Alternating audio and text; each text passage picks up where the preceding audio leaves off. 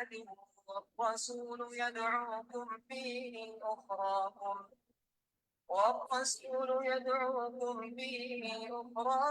فأثابكم غما بغم لكي لا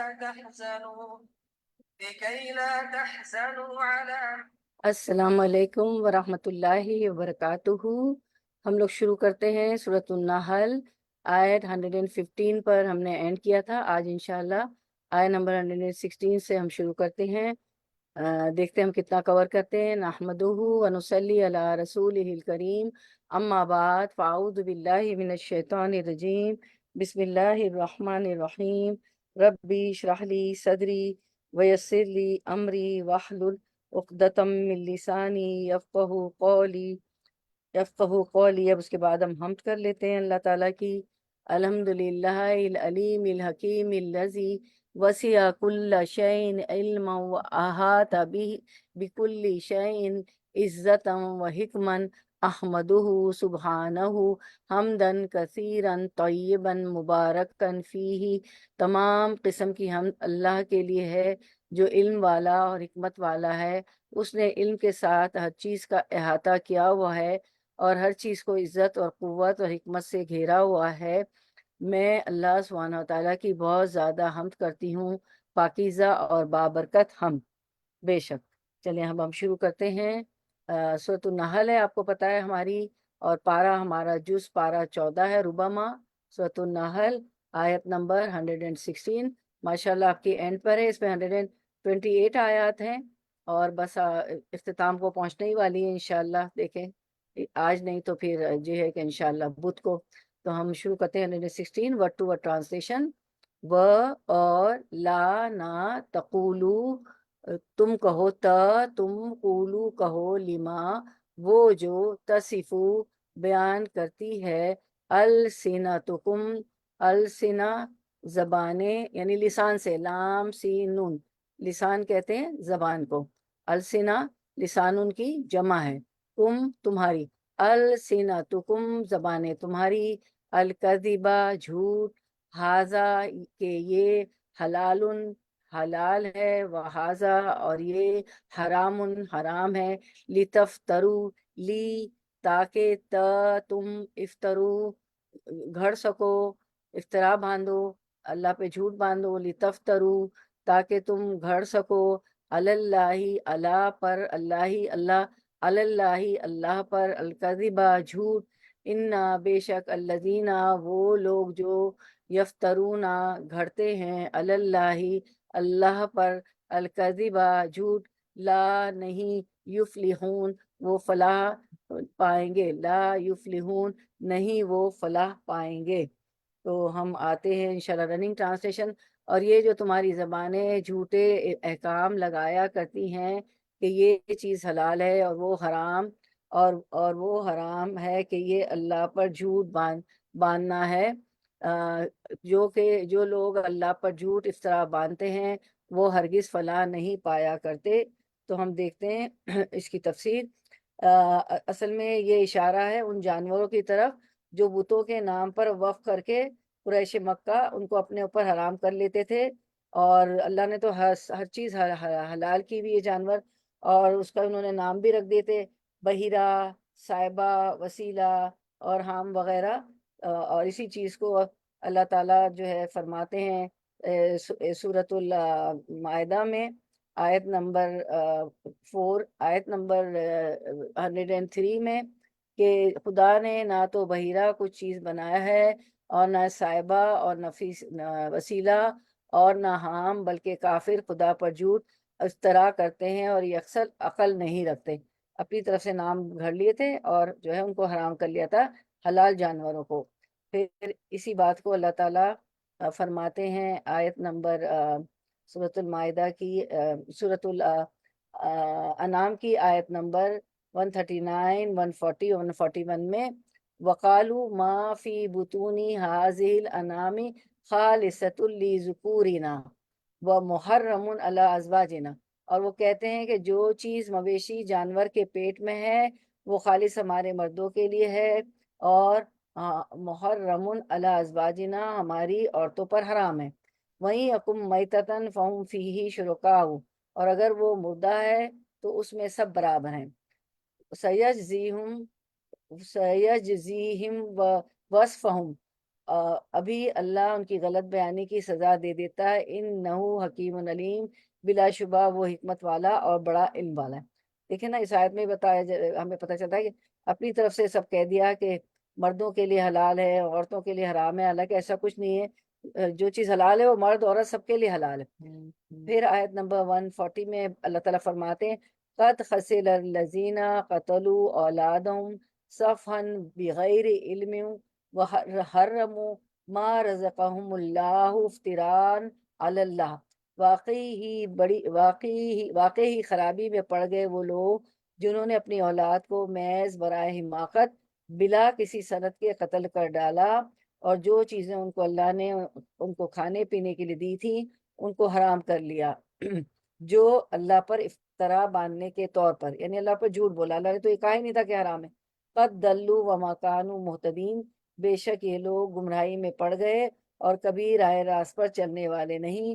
ارشاد باری تعالیٰ 141 میں وَهُوَ الَّذِي أَنشَأَ جَنَّاتٍ مَّعْرُوشَاتٍ وَغَيْرَ مَعْرُوشَاتٍ وَالنَّخْلَ وَالزَّرْعَ مُخْتَلِفًا أُكُلُهُ وَالزَّيْتُونَ وَالرُّمَّانَ مُتَشَابِهٌ وَغَيْرَ مُتَشَابِهٍ، اور وہی ہے جس نے باغات پیدا کیے، وہ بھی جو ٹٹیوں پر میں چڑھائے جاتے ہیں، وہ بھی جو ٹٹیوں پر نہیں چڑھائے جاتے ہیں، اور کھجور کے درخت اور کھیتی جن میں کھانے کی مختلف چیزیں مختلف طور کی ہوتی ہیں، اور زیتون اور انار جو باہم ایک دوسرے کے مشابہ بھی ہوتے ہیں اور ایک دوسرے کے مشابہ بھی نہیں ہوتے ہیں۔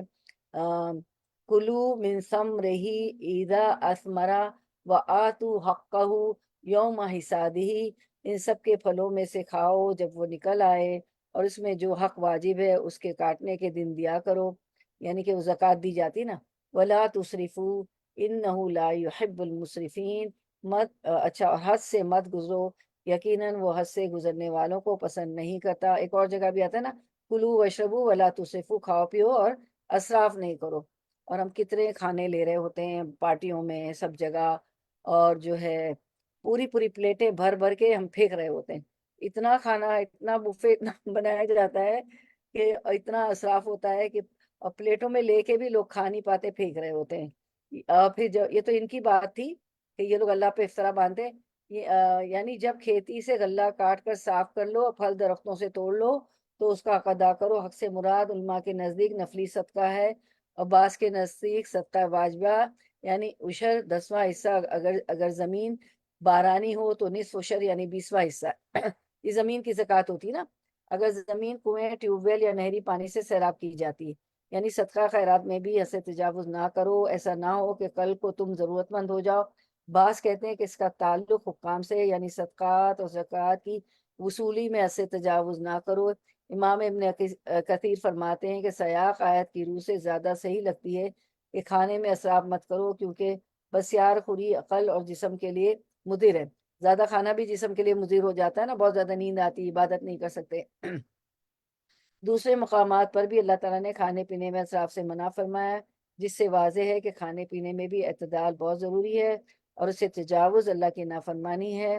آج کل کے مسلمانوں نے اس اسراف کو اپنی عمارت کے اظہار کی علامت بنا لیا ہے۔ اسراف، بہت زیادہ کھانے، بہت لیوش خرچ، اور وہ جیسے کہ ایک علامت بن گئی ہے کہ ہم بہت ویل ٹو ڈو اور بہت پریولیج لوگ ہیں، بہت امیر ہیں۔ اس لیے اسراف کسی چیز میں بھی پسندیدہ نہیں، صدقہ خیرات دینے میں نہ کسی اور چیز میں، ہر چیز میں اعتدال اور میانہ روی مطلوب اور محبوب ہے، اس کی تاکید کی گئی ہے۔ اور یہ جو ہے اللہ تعالیٰ نے فرمایا کہ یہ جو غلط بیانی کر رہے ہیں، جو چیزیں ہم نے حلال کی ہے ان کو حرام کر رہے ہیں، کہ یعنی جو مویشی کے پیٹ میں ہے وہ خالص ہمارے مردوں کے لیے، ہماری عورتوں کے لیے حرام ہے۔ تو یہ جو ہے جو اللہ پر افطرا باندھتے ہیں وہ کبھی کامیاب ہونے والے نہیں ہیں۔ اچھا، اب آپ کا کیوں این اے ہے کہ ابھی جو آیت کی آپ نے تفسیر پڑھی 116 کی سنائی میں نے، تو آیت 116 میں اللہ پر جھوٹ گھڑنے سے کیا مراد ہے؟ یہاں پہ کیا انہوں نے کیا تھا؟ دیکھیں آیت بتا رہی ہے آپ کو اللہ پر جھوٹ گھڑنے سے کیا مراد ہے، کیا جھوٹ بولا تھا انہوں نے؟ اردو ترجمہ بھی سامنے آ گیا، بتائیں۔ سامنے ہی آپ کی آیت، جواب دے آیت میں سے.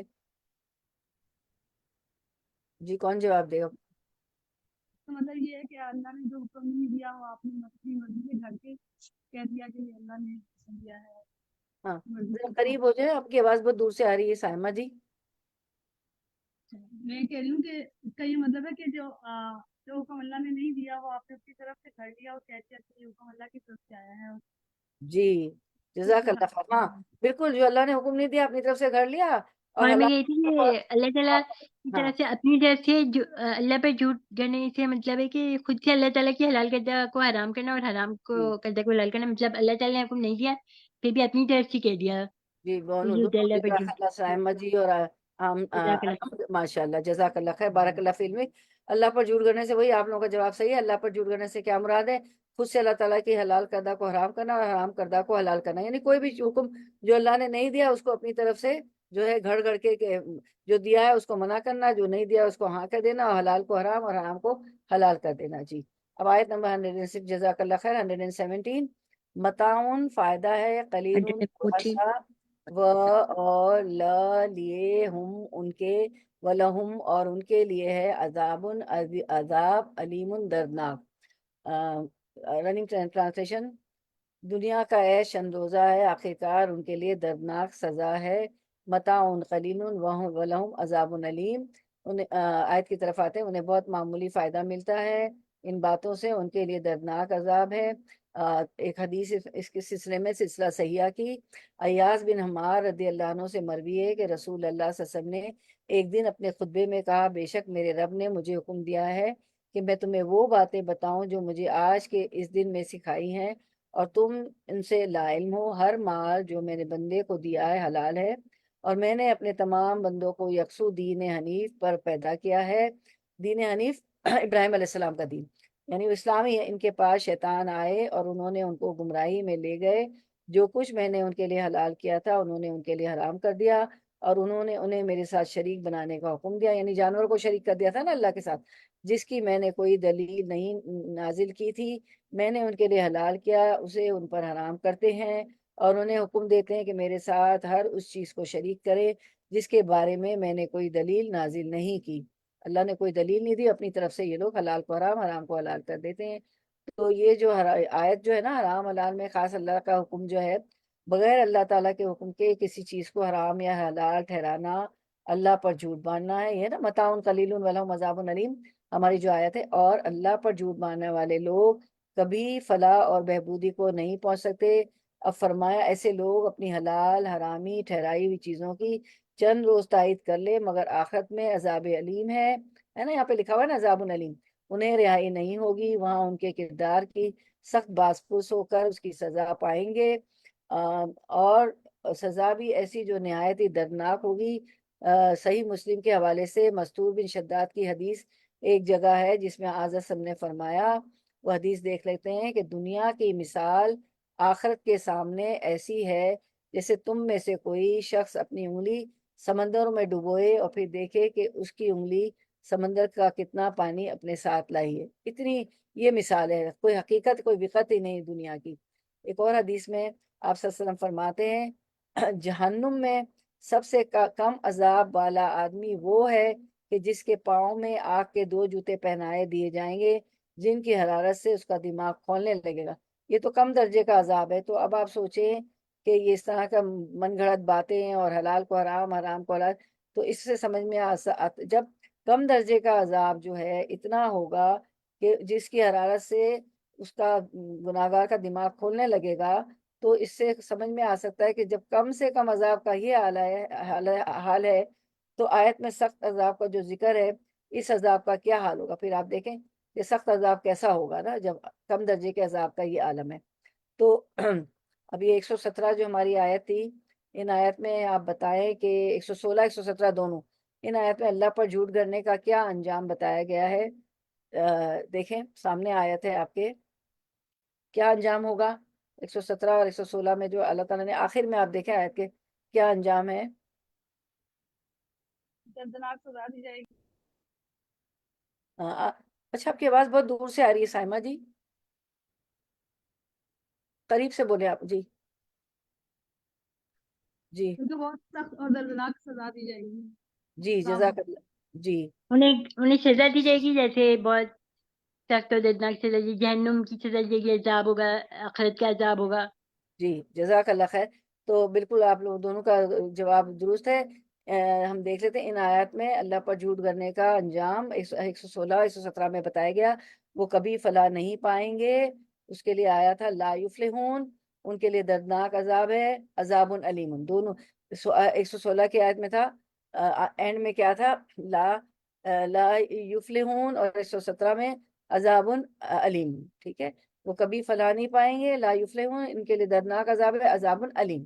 ٹھیک ہے. اچھا، اب 118 ورڈ ٹو ورڈ ٹرانسلیشن انشاءاللہ.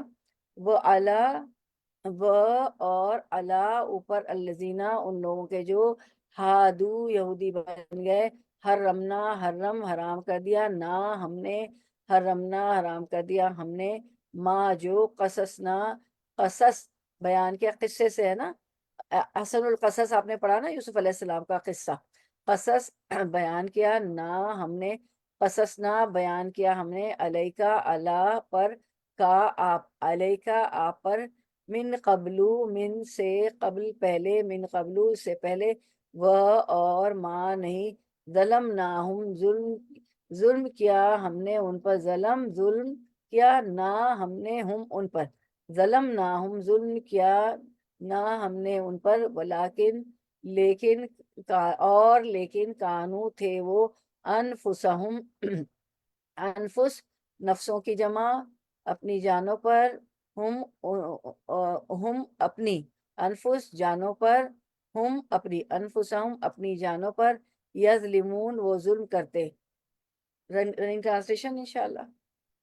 وہ چیزیں ہم نے خاص طور پر یہودیوں کے لیے حرام کی تھی، جن کا ذکر ہم سے پہلے تم سے کر چکے ہیں، اور یہ ان پر ہمارا ظلم نہ تھا بلکہ ان کا اپنا ہی ظلم تھا جو وہ اپنے اوپر کر رہے تھے. تو آیت کی طرف آتے ہیں ہم انشاءاللہ. وَلَلَّذِينَ هَادُوا حَرَّمْنَا مَا قَصَصْنَا عَلَيْكَ مِنْ قَبْلِ، اور یہودیوں پر جو کچھ ہم نے حرام کیا تھا اسے ہم پہلے ہی سے آپ کو سنا چکے ہیں. وَمَا ظَلَمْنَاهُمْ وَلَٰكِنْ كَانُوا أَنفُسَهُمْ يَظْلِمُونَ، ہم نے ان پر ظلم نہیں کیا بلکہ وہ خود اپنی جانوں پر ظلم کرتے تھے.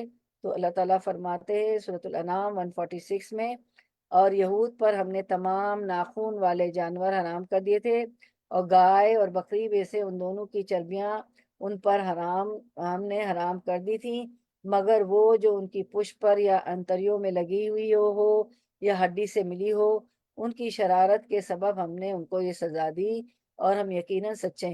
کچھ بھی حرام نہیں تھا، کیونکہ انہوں نے خود ہی من گھڑت باتیں شروع کر دی تھی، حرام کو حلال، حرام کو حلال کو حرام کر دیا تھا. اس لیے اللہ تعالیٰ نے فرما رہے ہیں کہ یہ چیزیں ہم نے ان پر اس لیے حرام کر دی تھی کہ ان کی ان شرارت کی سبب سے ہم نے ان کو سزا دی، اور وَإِنَّا لَصَادِقُونَ، اور ہم یقیناً سچے ہیں. یعنی اس کا مطلب یہ ہے کہ یہود یقیناً اپنے مذکور دعوے میں جھوٹے تھے، جو یہ حلال کو حرام، حرام کو حلال کر رہے تھے، وہ اللہ نے نہیں کی تھی. سورۃ النساء 160 میں اللہ تعالیٰ فرماتے ہیں جو فَبِظُلْمٍ مِّنَ الَّذِينَ هَادُوا حَرَّمْنَا عَلَيْهِمْ طَيِّبَاتٍ أُحِلَّتْ لَهُمْ وَبِصَدِّهِمْ عَن سَبِيلِ اللَّهِ كَثِيرًا، جو نفیس چیزیں ان کے لیے حلال کی گئی تھی وہ ہم نے ان پر حرام کر دی ان کے ظلم کے باعث، اور اللہ تعالیٰ کی راہ سے اکثر لوگوں کو روکنے کے باعث. یعنی ان کے ان جرائم اور معاصی کی وجہ سے بطور سزا بہت سی حلال چیزیں ہم نے ان پر حرام کر دی تھی. اور سورۃ الانعام کی تفصیل میں ہم سب یہ پڑھ چکے ہیں نا، پڑھ چکے تھے. اب ہم دیکھتے ہیں یہ ہماری تھی آیت نمبر 118. تو اور 118.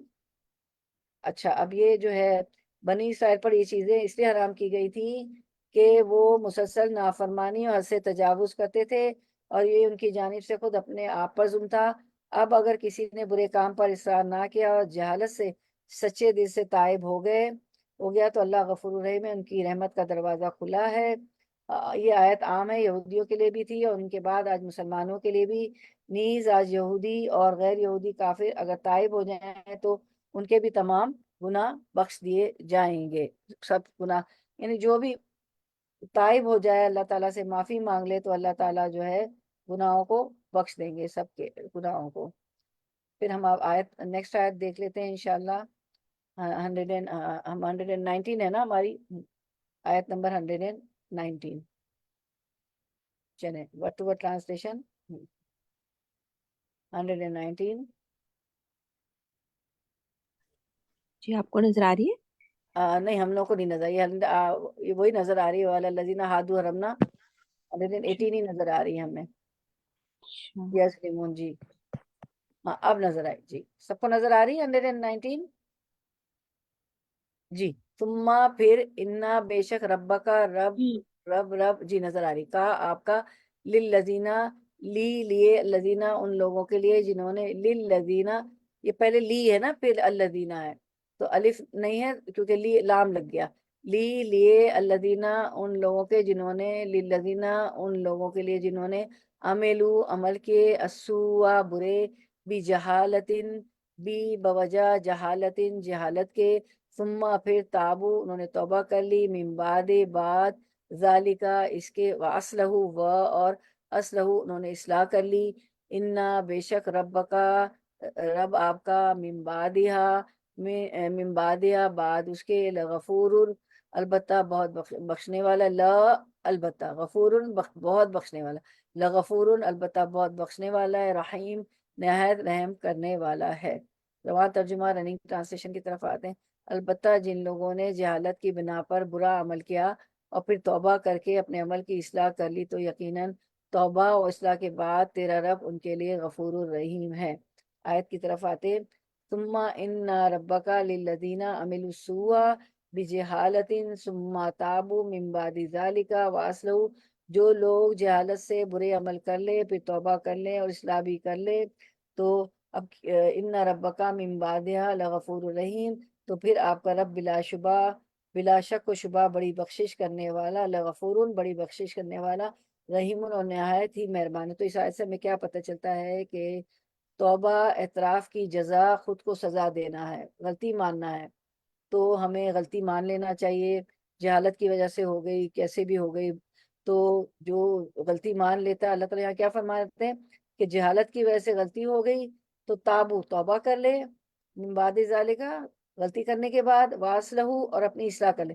توبہ کرنے کے بعد یہ نہیں کہ وہ توبہ ہو گئی پھر بار بار وہی کام کرنا ہے نہیں پھر اس کو اپنی غلطی کو درست بھی کرنا ہے اپنی اصلاح بھی کرنا ہے دوبارہ وہ کام نہیں کرنا وہ غلطی نہیں کرنی. اور یہ کہ ماں کے پیٹ سے تو کوئی پڑھا لکھا نہیں ہوتا ہے سبھی جو ہے امی جاہل پیدا ہوتے ہیں دنیا میں پھر ایسے ایسے بڑے ہوتے رہتے ہیں. پہلی دستگاہ تو ماں کی گود ہوتی ہے ماں سے تعلیم حاصل کرتے ہیں اپنے بڑوں سے والد سے بڑے بھائی بہنوں سے پھر اسکولوں سے استادوں سے تو پھر علم میں اضافہ ہوتا ہے. اس کے باوجود بھی کافی چیزیں نہیں پتہ آج تک ہمیں کتنی چیزیں نہیں بتاتی. بدعت ہم نے دیکھی ہمارے گھروں میں کیا تھا بدعت تھی ایسے ایسے پتہ چلتا گیا تو ہم چھوڑتے چلے گئے نا. تو جہالت سے جو بھی برے عمل ہو جاتے ہیں تو حقوق اللہ میں کمی حقوق العباد میں جو بھی اور اس کے بعد پتہ چلنے کے بعد توبہ کر لے اور اصلاح بھی کر لے. اور توبہ کا یہ مطلب ہے کہ پھر اس کو دوبارہ نہ کرے اصلاح کر لے تو پھر اللہ تعالیٰ بلا شبہ اللہ تعالیٰ فرماتے ہیں کہ اللہ تعالیٰ بخشش کرنے والے اللہ تعالیٰ بخش دیں گے معاف کر دیں گے. اور اللہ تعالیٰ نہایت ہی رحیم ہے مہربان ہے. اللہ تعالیٰ تو اپنے بندے پہ بہت مہربان ہے. اور وہ اگر اللہ تعالیٰ ایک ایک چیز کو ایک ایک غلطی کو پکڑنے پہ آتا سزا دینے پہ آتے تو کوئی بھی باقی نہ رہتا. لیکن اللہ تعالیٰ ڈھیل بھی دیتے ہیں رحیم بھی ہے اور پھر اعتراف کر لیں غلطی کا اصلاح کر لیں تو معاف بھی کر دیتے ہیں. تو چلیں ہم بہت زیادہ استغفارات کر لیتے ہیں خاص طور پر اس فتنے کے دور میں تو بہت ضرورت ہے کہ ہم بہت استغفارات کریں. آپ کے پاس تو پورا PDF ہے نا بہت سارے استغفارات ہیں اور جہاں استغفار ہو رہا ہوتا ہے وہاں سے عذاب ٹل جاتا ہے. پتہ نہیں میرے آپ کے استغفار کرنے سے کہاں کہاں کتنے عذاب ٹل جائیں. تو چلیں ہم کرتے ہیں استغفار. پہلا والا استغفر اللہ جتنی تھوڑے بہت یہاں کر لیتے ہیں ہم کیونکہ یہ بھی ذکر کی محفل ہے اور فرشتوں کی محفل ہے. اللہ تعالیٰ فرماتے ہیں میرا بندہ مجھے اکیلے میں یاد کرتا ہے تو میں اس کو اکیلے میں یاد کرتا ہوں جب محفل میں یاد کرتا ہے تو میں ان سے بہتر محفل فرشتوں کی محفل ملا اعلیٰ میں یاد کرتا ہوں. تو ہم سچے دل سے استغفار کر لیں. استغفر جانے انجانے میں جو بھی غلطیاں ہوئی استغفر اللہ میں اللہ سے بخشش طلب کرتی ہوں. اللہ مغفر لی خطیئتی اللہ میری خطائیں معاف کر دے آمین.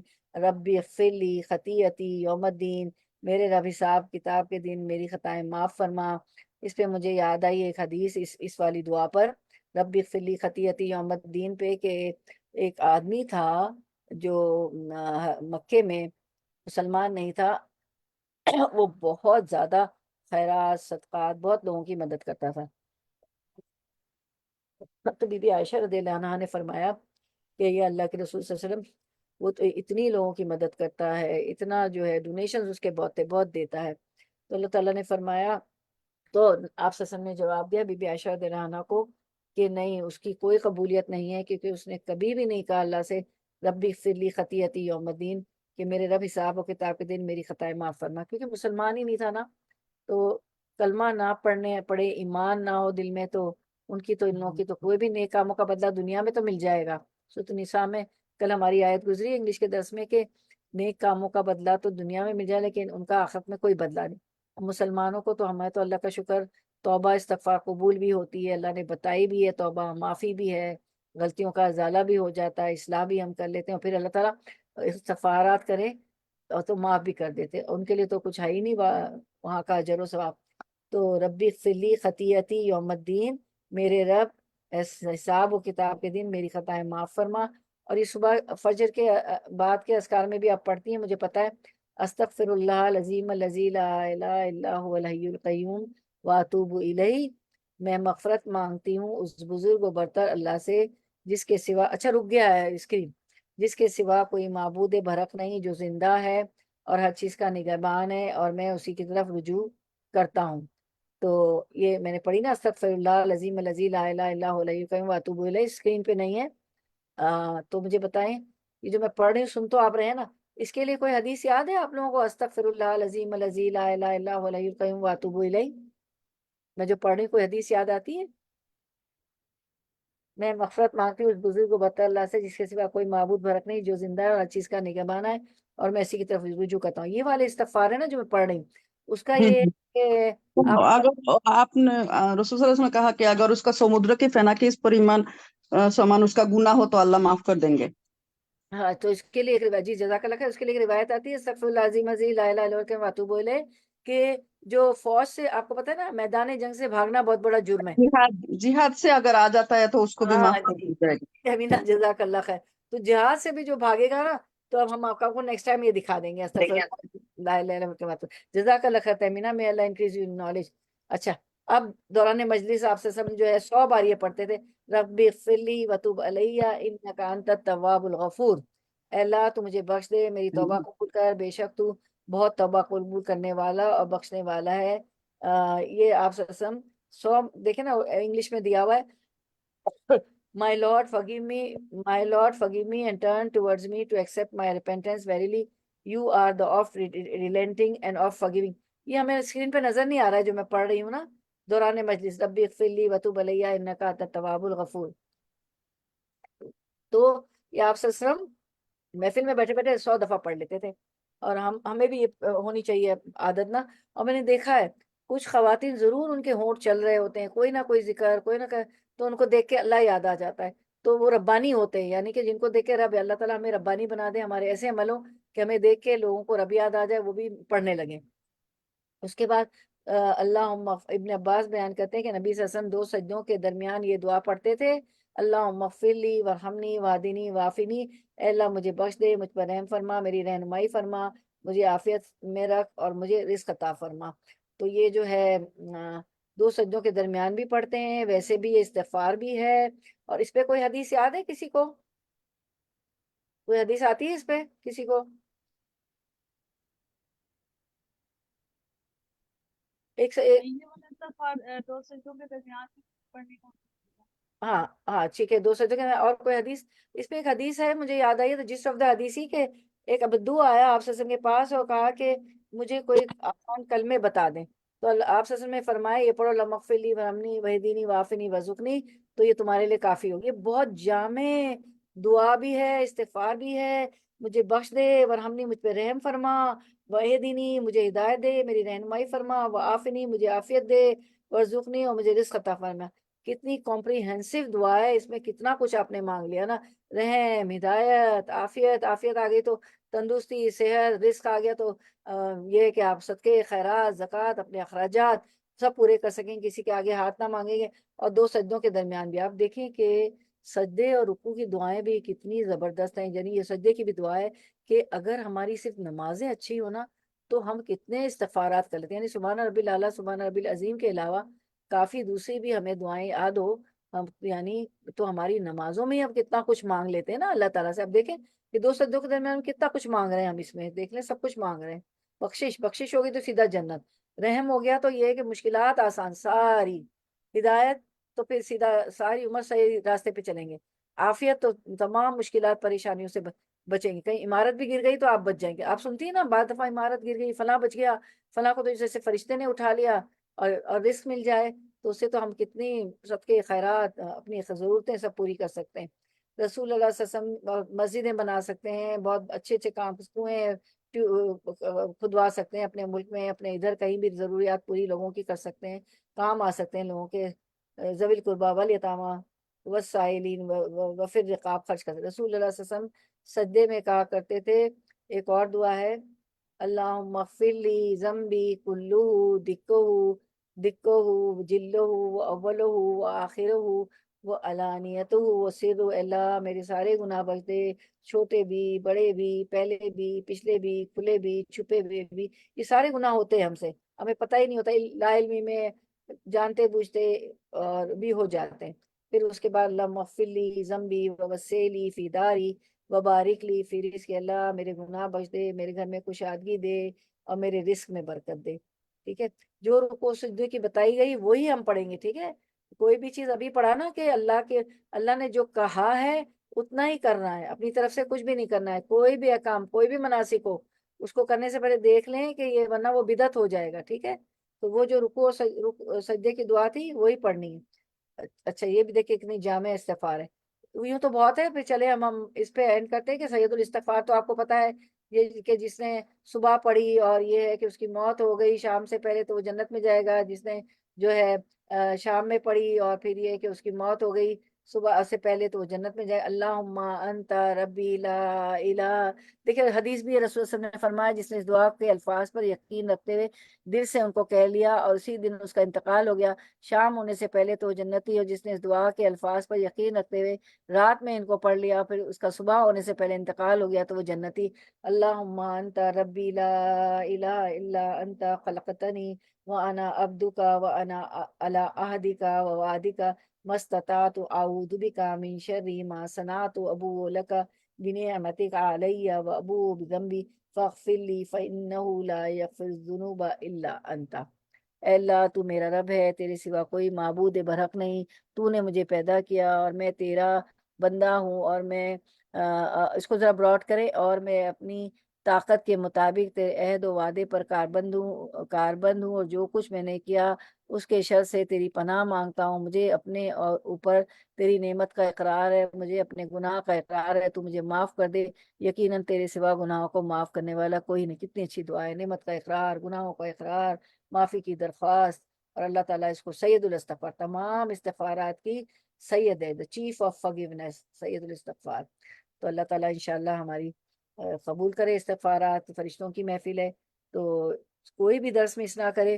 دیکھیں ابھی بیٹھ کے ہم نے کتنے استغفارات کر لیے نا, اور اس دور میں تو اتنی ضرورت ہے جو مسلمانوں پہ ظلم ہو رہے ہیں. آپ دیکھیں تمام ملکوں میں کیا ہو رہا ہے, غزہ میں اور جگہ کیا کیا ہو رہا ہے, تو مسلمان کیسے پیس رہے ہیں. اور ویسے بھی آپ دیکھ لیں گھروں میں انفرادی طور پہ اجتماعی طور پہ کتنی پریشانیاں ہیں. تو استغفارات سے تو آپ کو پتہ ہے نا کہ نوح علیہ السلام کی زبانی اللہ تعالیٰ نے کہلوایا سورۃ نوح میں, فَقُلْتُ اسْتَغْفِرُوا رَبَّكُمْ إِنَّهُ كَانَ غَفَّارًا يُرْسِلِ السَّمَاءَ عَلَيْكُمْ مِدْرَارًا وَيُمْدِدْكُمْ بِأَمْوَالٍ وَبَنِينَ وَيَجْعَلْ لَكُمْ جَنَّاتٍ وَيَجْعَلْ لَكُمْ أَنْهَارًا. کہ جو ہے استغفار کرا کرو, اللہ تعالیٰ تمہیں معاف کر دے گا اور تمہاری مال اور بیٹوں سے مدد کرے گا, بارش کو آسمان کو برساتا ہوا بھیجے گا, کھیت کھلیان ظاہر ہوں گے, بہت فراوانی ہوگی, اور جو ہے پھر تمہارے جنات اور نہریں تمہارے لیے ہوں گی. تو کتنی نعمتیں ہو جائیں گی جنات نہروں سے. اول جتنی بھی نعمتیں دنیا میں ہماری لے لیں, کوئی بڑا گھر, کوئی بڑی گاڑیاں, کوئی جو ہے بہت سارے ریسورسز ہوں, بہت ساری پریولیجز ہوں, ہمیں بہت ساری فراوانی ہو ہر چیز کی, علم کی, تعلیم کی, گھر بار, بچے, دولت, ہر چیز. تو یہ کتنی اچھی جامع دعا ہے نا. اور آپ کو یہ بھی معلوم ہے کہ یہ فقلت استغفروا ربکم اس دفعہ حضرت عمر کے پاس کوئی اور حضرت حسن بصری کا بھی واقعہ ملتا ہے، جو بھی آئے کوئی کہے ہماری اولاد نہیں ہے تو کہا استغفارات کرو، کوئی دوسرا آیا کہا کہ ہمارے گھر میں بالکل فقر و فاقہ ہے تو کہا استغفارات کرو۔ تو ان سے پوچھا گیا کہ کوئی بھی آتا ہے تو آپ کہتے ہیں استغفار کرو، تو انہوں نے فرمایا کہ یہ میں نہیں کہہ رہا ہوں، سورہ نوح کھولو، اس کی آیات پڑھ لو، اس میں اللہ تعالیٰ فرما رہے ہیں کہ استغفارات کرو تو یہ فائدے ہوں گے جو ابھی میں نے آپ کو بتائے۔ تو آیت نمبر 119 میں ہمیں آپ کا Q&A ہے، اللہ تعالیٰ کن کے لیے غفور الرحیم ہے؟ چلے بتائیں۔ وہ ہم نے پڑھی بھی اور وہ عمل بھی ہم نے کر لی، وہ دعائیں بھی مانگ لی۔ اللہ تعالیٰ کن کے لیے غفور الرحیم ہے؟ آیت سامنے آ گئی۔ جو استغفار استغفار کرنے کرتے والوں کے لیے۔ جی جزاک اللہ خیر۔ توبہ استغفار۔ میں اللہ انکریز یو نالج، اللہ آپ کو علم میں اضافہ کرے، برکت دے۔ آمین۔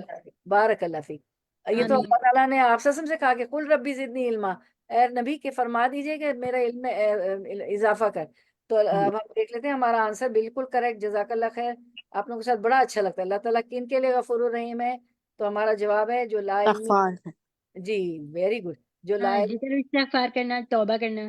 جی جی جی، جدن جدن جدن جید جدن، جو لا علمی یا جہالت اور میں جزاک اللہ کام خیر۔ کرنے کے بعد توبہ کر کے اپنی اصلاح کر لے، توبہ بھی کرے، جہالت اور لا علمی سے ہو گیا یا جانتے بوجھتے بھی ہو گیا، انجانے میں بھی جیسے ہو گیا، توبہ بھی کرے اور اپنی اصلاح بھی کر لے، اپنا ریفارم بھی کر لے کہ مجھے آئندہ نہیں کرنا ہے۔ 120 ورڈ ٹو ورڈ ٹرانسلیشن۔ ہاں چلیں، اب ابراہیم علیہ السلام کا ذکر آ رہا ہے۔ انا بے شک ابراہیم کانا تھا امتن ایک امت، قانتن مطیع فرما بردار، للہ لیے اللہ کے، للہ اللہ کے لیے، حنیفن یکسو ولم و اور لم نہ یکو تھا وہ، من المشرکین من سے مشرکین میں سے، من المشرکین۔ اب یہ مشرکین تو پلورل ہے، تو اس کا سنگولر کیا ہے، اس کا واحد کیا ہے؟ مشرکین جمع، اس کا واحد کیا ہے؟ کون بتائے گا؟ مشرکون۔ جی مشرکون، جزاک اللہ خیر، بارک اللہ فیل۔ مشرکون۔ مشرکون، ہاں مشرکون، کاف دو پیش کن کا بھی بالکل مشرک یا مشرکون۔ جی چلیں، اب ہم رواں ترجمہ۔ واقع یہ ہے کہ ابراہیم علیہ السلام اپنی ذات سے ایک پوری امت تھا، اللہ کا مطیع فرمان، اور یکسو وہ کبھی مشرک نہ تھا۔ تو ہم آیت کی طرف آتے ہیں۔ ان ابراہیم کان امتن قانتا للہ حنیفا ولم یکو من المشرکین، بے شک ابراہیم امتن پیشوا اور اللہ تعالیٰ کے فرما بردار، ایک طرفہ مخلص تھے، وہ مشرکوں میں تھے۔ امتن کے معنی پیشوا بھی ہے، قائد کے بھی ہے، ٹھیک ہے، اور یہ آپ کا ترجمہ بھی بتا رہا ہے کہ ایک امت تھے، امت بھی، قائد بھی، اور جو ہے امت کے آپ نے پڑھے تھے نا، بہت سارے معنی ہوتے، بڑی جماعت، امام، پیشوا، قائد، اور طریقہ کو بھی امت کہتے ہیں۔ حضرت ابراہیم علیہ السلام کے اندر وہ بے شمار خوبیاں اور بھلائیاں تھیں جو ایک بڑی جماعت میں ہوتی ہیں، یعنی وہ اکیلے ایک امت تھے، ایک جماعت تھے۔ حضرت ابراہیم علیہ السلام نے اکیلے وہ کام کر دکھائے جو پوری ایک امت کرتی ہے۔ وہ ایک قائد و پیشوا تھے، امتن تھے، اس لیے حضرت ابراہیم علیہ السلام کو ایک امت کہا گیا ہے، ٹھیک ہے، اس وجہ سے ان کو امتن قانتن کہا گیا۔ اور پھر جو ہے ہم سورۃ الہود میں بھی دیکھتے ہیں وہ امت کا لفظ آیا نا، سورۃ الہود، وَلَئِنْ أَخَّرْنَا عَنْهُمُ الْعَذَابَ إِلَىٰ أُمَّةٍ مَّعْدُودَةٍ لَيَقُولُنَّ مَا يَحْبِسُهُ۔ یہاں بھی امت کا لفظ آیا ہے، تو امت کے کئی معنی ہوتے، بڑی جماعت، امام، طریقہ، ٹھیک ہے، قائد، پیشوا، ایک بڑی جماعت، یہ مطلب ہوتے ہیں۔ اب اس کے بعد ہم اب ہماری آیت number 121 word to word translation کرتے ہیں انشاءاللہ۔ 121 شاکرن، اب ابراہیم علیہ السلام کی بات ہو رہی ہے، شکر گزار تھا، لی ان امیہی، لیے ان امیہی، اس کی نعمتوں پر، ہی اس کی ہی جو ہے ضمیر ہے، یعنی اللہ تعالیٰ کے لیے، اللہ تعالیٰ نے جو نعمتیں دی تھی، لی ان امیہی، اس کی نعمتوں پر، اشتبا اس نے چن لیا ہو اسے، یعنی ابراہیم علیہ السلام کو اللہ نے چن لیا، اشتباہ اس نے چن لیا اسے، وہداہ اور ہدا ہدایت، اس نے ہدایت دی، کس نے؟ اللہ نے، ہو اسے، وہداہ اور اس نے ہدایت دی اسے، کس طرف؟ الی صراطن، الی طرف، صراطن راستے، الی صراطن طرف راستے، مستقیم سیدھے کے۔ اب رواں ترجمہ رننگ ٹرانسلیشن۔ اللہ تعالیٰ اللہ کی نعمتوں کا شکر ادا کرنے والے تھے ابراہیم علیہ السلام. اللہ نے ان کو چن لیا, ان کو منتخب کر لیا اور سیدھا راستہ دکھایا. آیت کی طرف آتے ہیں. شاکرن لِأَنْعُمِهِ, وہ جو ہے اللہ تعالیٰ کی نعمتوں کا شکر گزار تھے. اجتباہو وہداہو الی صراط مستقیم, اللہ تعالیٰ نے انہیں اپنا برگزیدہ بندہ کر لیا تھا, انہیں چن لیا تھا, انہیں راہ راست سمجھا دی تھی. ابراہیم علیہ السلام جو ہے ایک امت تھے, مطیع تھے, اللہ کے یکسو تھے. حنیفہ کا لفظ آتا ہے نا, حنیفہ یعنی یکسو تھے, مشرکین میں سے نہیں تھے, اللہ کی نعمتوں پر شکر کرنے والے تھے. اور ان کو ابو الانبیاء کا لقب دیا گیا ہے. ابو الانبیاء کہلاتے ہیں, انبیاء کے باپ, کیونکہ نوح علیہ السلام تو جب وہ طوفان نوح آیا تو کافی لوگ جو ہے تباہ ہو گئے تھے. پھر جو ہے بہت تھوڑے لوگ بچے تھے. پھر آپ کو پتہ ہے کہ ابراہیم علیہ السلام کی جو ہے نسل سے بہت سارے پیغمبر آئے ابراہیم علیہ السلام کی نسل میں نا. یوسف علیہ السلام, یعقوب علیہ السلام, اسماعیل علیہ السلام, پھر آپ صلی اللہ علیہ وسلم بھی جو ہے حضرت اسماعیل علیہ السلام کی نسل سے ہے. ان کو ابو الانبیاء کہا جاتا ہے ابراہیم علیہ السلام کو. ٹھیک ہے, تو ہم دیکھتے ہیں اب آپ کا Q&A دیکھتے ہیں. اتنی ساری آیتیں, اتنی ساری ہم نے تفسیر پڑھی ابراہیم علیہ السلام کے بارے میں. تو سوال نمبر 1 ہے, ابراہیم علیہ السلام کی کیا صفات ان 120 121 دو آیت آپ نے پڑھی نا, ابراہیم علیہ السلام کی کیا صفات ان آیت میں بیان کی گئی, کیا صفات تھی, کیا کیا بتایا ہم نے آیت کی تفسیر میں؟ جی بتائیں. صابرین, جی صابرین, قانتین, کرنے والے, جی بالکل. اور جی قناعت کرنے والے, صبر کرنے والے. اور ابو الانبیاء, جی جزاک اللہ خیر. جی, اور امت کا کیا مطلب ہے, امت کے کیا معنی بتائے میں نے, بہت سارے معنی امتن کے national leader, and قوم, یس, قوم, tribe. قائد, یس, لیڈر, یس. جزاک اللہ, بارک اللہ فی علمی. چلے ہم دیکھ لیتے ہیں. بالکل صحیح جواب ماشاءاللہ. تو آیت 120 121 میں سوال نمبر 1 ہے, ابراہیم علیہ السلام کی کیا صفات ان آیت میں بیان کی گئی ہے. براڈ کریں تھوڑا سا. ابراہیم علیہ السلام ایک امت تھے, مطیع تھے, اللہ کے لیے یکسو تھے, حنیفہ ہے نا, مشرکین میں سے نہیں تھے, اللہ کی نعمتوں پر شکر کرنے والے تھے. سوال نمبر 2 بھی آپ لوگوں نے بہت اچھا خود ہی بتا دیا تھا. ابو الانبیاء کس پیغمبر کا لقب ہے, یعنی نبیوں کے باپ, والد. حضرت ابراہیم علیہ السلام کا لقب ابو الانبیاء ہے. ٹھیک ہے. پھر آپ کا سوال نمبر 3 ہے, حضرت ابراہیم علیہ السلام کو ایک امت کیوں کہا گیا. آپ جواب دے چکے ہیں. امت کے معنی ہے بڑی جماعت. ٹھیک ہے, امام, طریقہ. حضرت ابراہیم علیہ السلام کے اندر وہ بے شمار خوبیاں اور بھلائیاں تھیں جو ایک بڑی جماعت میں ہوتی ہے. حضرت ابراہیم علیہ السلام نے اکیلے وہ کام کر دکھائے جو پوری ایک امت کرتی ہے. وہ ایک قائد و پیشوا تھے, اس لیے حضرت ابراہیم علیہ السلام کو ایک امت کہا گیا ہے. ٹھیک ہے, جزاک اللہ خیر. بڑے اچھے جواب آپ نے دیے. 122 ورڈ ٹو ورڈ ٹرانسلیشن ماشاءاللہ آپ کی تو اینڈ پہ ہے, 128 تک ہے. وہ آتی نہ ہوں, و اور آتی دی نا ہم نے ہو اسے. تو آپ دیکھیں ایک ورڈ میں کتنے جو ہے ورڈ ہوتے ہیں. وَآتَيْنَاهُ, اور دی ہم نے اسے, یعنی ابراہیم علیہ السلام کو, فی الدنیا, فی میں, الدنیا دنیا, فی الدنیا دنیا میں, حسنتاً بھلائی, وَإِنَّهُ اور اِنَّا بے شک وہ, اِنَّهُ بے شک وہ, وَإِنَّهُ اور بے شک وہ, فی الآخرتی آخرت میں, لمن الصالحین البتہ صالحین میں سے ہے. رما ترجمے کی طرف آتے ہیں. Running translation. دنیا میں اس کو بھلائی دی اور آخرت میں وہ یقیناً صالحین میں سے ہوگا. سبحان اللہ. آیت کی طرف آتے ہیں. ہم نے اس دنیا میں بھی بہتری دی تھی. وَآتَيْنَاهُ فِي الدُّنْيَا حَسَنَةً, کہ ان کی اولاد میں سے کتنے پیغمبر آئے نا, یعقوب علیہ السلام, یوسف علیہ السلام, اسماعیل علیہ السلام, اور پھر نبی صلی اللہ علیہ وسلم, اور بیچ میں بھی اور بہت سارے پیغمبر, سلیمان علیہ السلام, داؤد علیہ السلام. انہو فی الآخرتی لمن الصالحین, پھر خانہ کعبہ انہوں نے بنایا اپنے بیٹے اسماعیل علیہ السلام کے ساتھ. اور بڑھاپے میں ان کو بیٹا عطا کیا اللہ تعالیٰ نے. وَإِنَّهُ فِي الْآخِرَةِ لَمِنَ الصَّالِحِينَ, اور بے شک وہ آخرت میں بھی نیکوکاروں میں ہوں گے. اللہ نے ان کو چن لیا تھا, سیدھے راستے کی طرف ان کی رہنمائی کی تھی, ان کو دنیا میں بھلائی عطا کی, اور آخرت میں بھی وہ صالحین میں سے ہوں گے. تو اب آپ کا Q&A ہے کہ یہ بتائیں کہ حضرت ابراہیم علیہ السلام کی کن خوبیوں کی بنا پر اللہ نے ان کو حضرت ابراہیم علیہ السلام کی خوبیوں کی بنا پر اللہ نے ان کو کیا عطا کیا. ابراہیم علیہ السلام کی خوبیوں کی بنا پر جو خوبیاں تھی اللہ نے ان کو کیا کیا عطا کیا, ابھی آیتوں میں کیا پڑھا, کیا ملا ان کو؟ ایک کے بڑھ کر ایک ان کا جو جنریشن تھا وہ نبی بنا دیا. جی بالکل. جی ہدایت دی تھی. جی. اور بالکل ہدایت دی. صالحین کے ان کا گفتہ کریں گے, صالحین کے ہوں جی گے وہ آخرت میں. جی جزاک اللہ خیر. اور سولین کی ساتھ ہوں گے آخرت میں. دنیا اور ان کو آخرت میں ہدایت دی تھی. ہدایت دی. ہاں ابراہیم خلیل اللہ تھے, حضرت ابراہیم علیہ السلام. جی اور جزاک اللہ خیر, بارک اللہ فی علمک.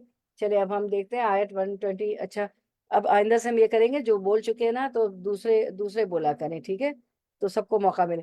تو اب ہم دیکھتے ہیں, لیکن وہ تو مجھے پتا ہے جس کے ہاتھ میں جلدی مائک آ جاتا ہے جو بول دیتا ہے, کیونکہ سامنے تو بیٹھے نہیں ہیں ہم. اللہ کا شکر, چلے یہ نعمت بھی ہے زوم کی بھی کہ گھر میں آرام سے کمفرٹ زون میں ہم پڑھتے ہیں. اللہ کا بہت شکر ہے اس پہ. سبحان اللہ و بحمدی عدد خلقی و رضا نفسی و زنت عرشی و مداد کلماتی. تو یہ جب میں پڑھتی ہوں نا کہ ابراہیم علیہ السلام اپنی ذات میں ایک امت تھے. دنیا میں دیکھیں میری بہنوں, اکیلے ہی آنا ہے, اکیلے ہی جانا ہے, کبھی بھی نہیں پریشان ہو, کیونکہ دیکھیں سب اپنے اپنے کاموں پہ چلے جاتے ہیں, ٹھیک ہے نا. گھر میں ہم اکیلے ہوتے ہیں, چاہے ہم جاب پہ ہوں چاہے ہم جاب پہ نہ ہوں, جو بھی ہو, جو خواتین جاب پہ جاتے ہیں.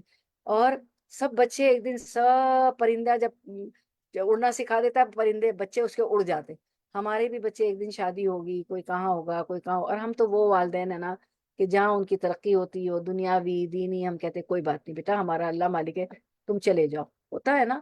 تو واقعی کچھ لوگ, ہم تو چاہتے ہیں کہ بچے ہمارے پاس ہو, یہ بھی دعا کریں ہماری طاقت بنے. دور رہ کے بھی وہ طاقت ہوتے ہیں, ہماری بہت طاقت ہے, بہت ہمارے ساتھ اچھے سلوک کرتے ہیں, ان کے الگ الگ گھر بستے ہم جاتے ہیں, یہ بھی نعمتیں ہیں. تو کبھی بھی تنہائی پہ نہ وہ نہ کرے, کوئی نہ کوئی چیز ایسی کر لیں, کوئی کام ایسا کہ آپ بڑھاپے میں پریشان نہ ہو نا. اپنی اچھی عبادت میں دل لگائیں, اچھا کوئی نہ کوئی اپنا ایسا کام چن لے کہ جس سے دنیا اور آخرت کے آپ کو جو ہے اجر و ثواب ملے. تو بہت مجھے ہمت آتی ہے نا ابراہیم علیہ السلام کی جو ہے ان کی جو خوبیاں دیکھ کے. حضرت ابراہیم علیہ السلام کی خوبیوں کی حضرت ابراہیم علیہ السلام کی خوبیوں کی بنا پر اللہ نے ان کو کیا عطا کیا. آپ کے جواب بالکل صحیح, اللہ نے ان کو چن لیا, اجتباہو, سیدھے راستے کی طرف ان کی رہنمائی کی, ان کو دنیا میں بھی بھلائی عطا کی اور آخرت میں بھی صالحین میں سے ہوں گے. سبحان اللہ. بس اب ہم 123 کر کے اینڈ کرتے ہیں کیونکہ ہمارا پھر ٹائم بھی اپ ہو جائے گا. 123 تو انشاءاللہ بدھ کو ہمارا جو ہے تکمیل ہوگی سورۃ النحل کی, ٹھیک ہے.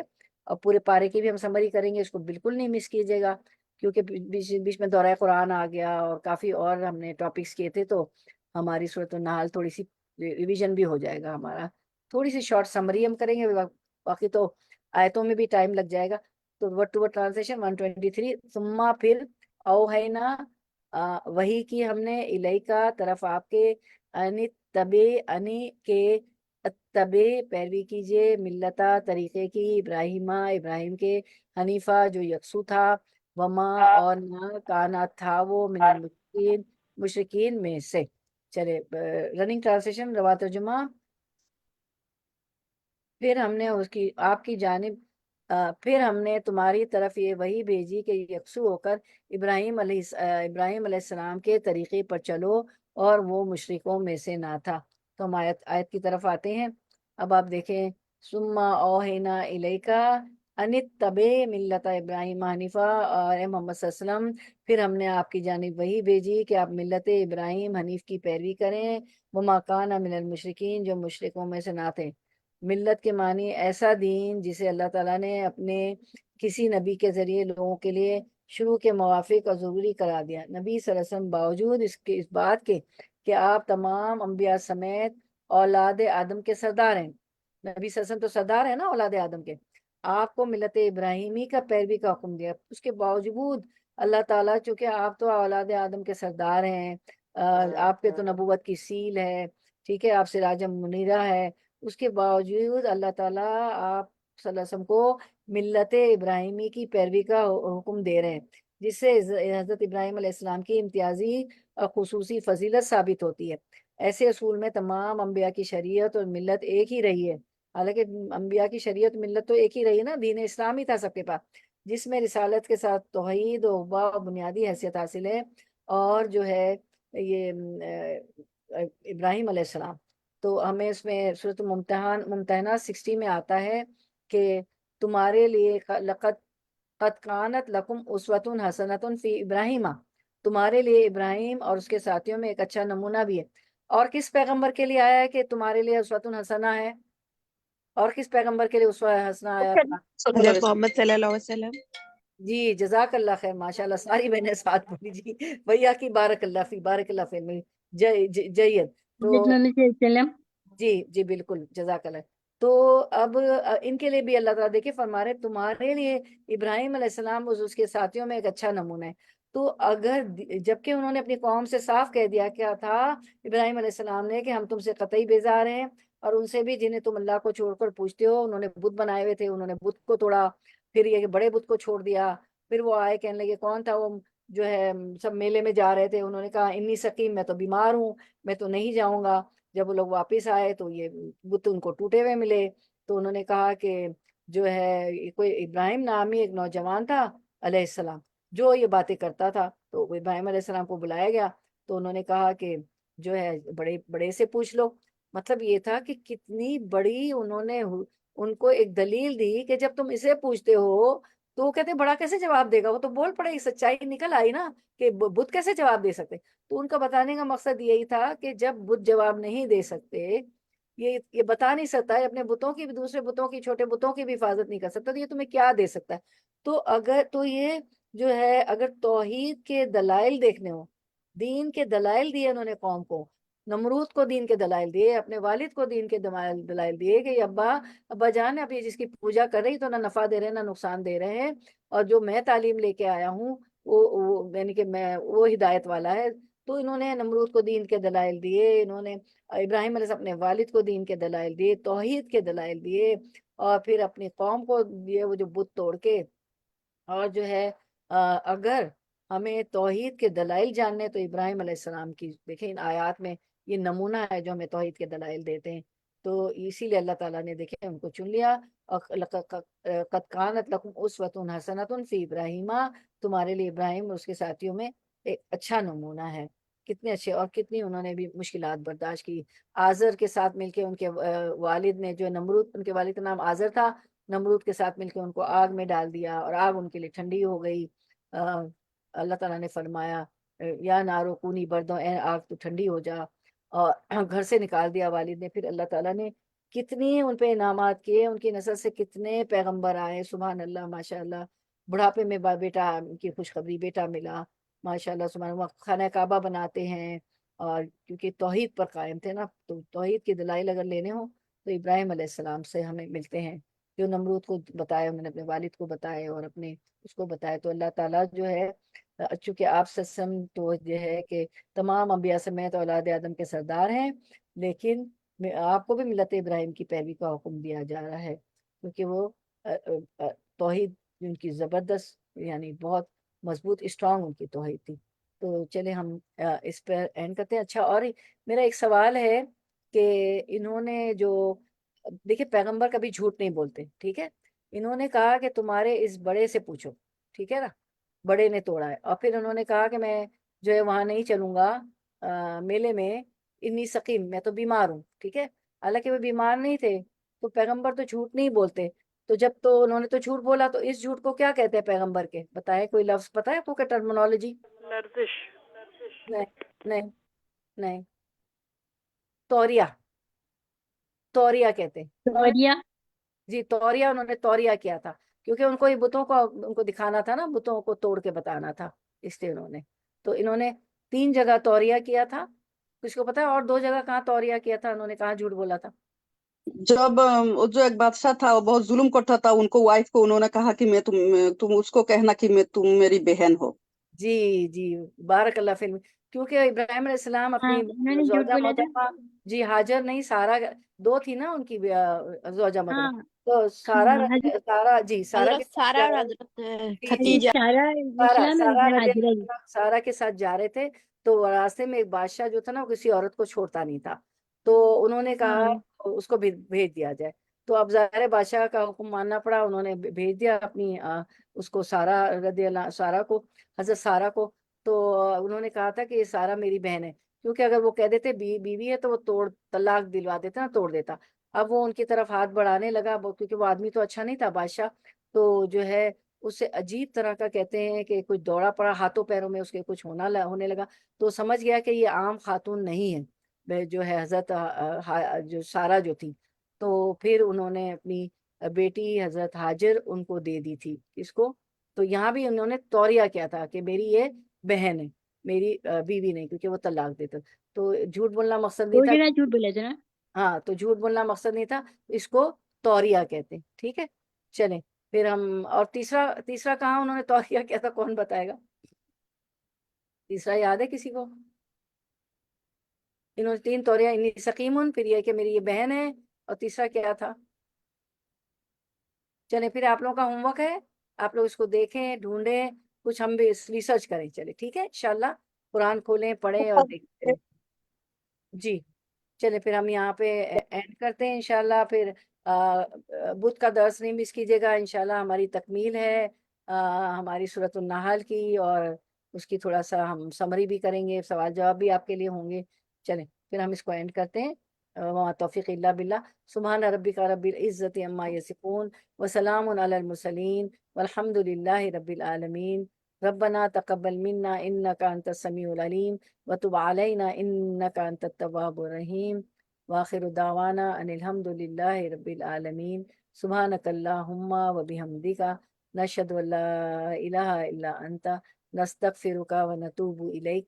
السلام علیکم ورحمۃ اللہ وبرکاتہ. وعلیکم السلام وعلیکم ورحمۃ السلام اللہ ورحمۃ اللہ وبرکاتہ. وبرکاتہ. جزاک اللہ خیر.